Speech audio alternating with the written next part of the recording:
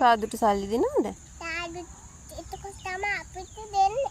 සාදුට සල්ලි දුන්නේ නැතත් සාදු අපිට ආදරේ. කවුද කියලා දුන්නේ සාදුට සල්ලි දෙන්න ඕනේ කියලා? අපි තමයි ඉතින් දෙන්න ඕනේ. ඇයි එහෙම දෙන්නේ? අපි සල්ලි දෙන්න ඕනේ මල් දෙන්නේ එතකොට මල් දෙන්න ඕනේ. සල්ලි දෙන්න ඕනේ.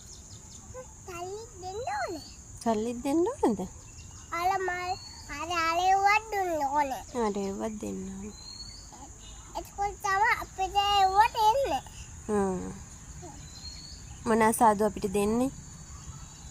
අපිට දෙනවා මල්.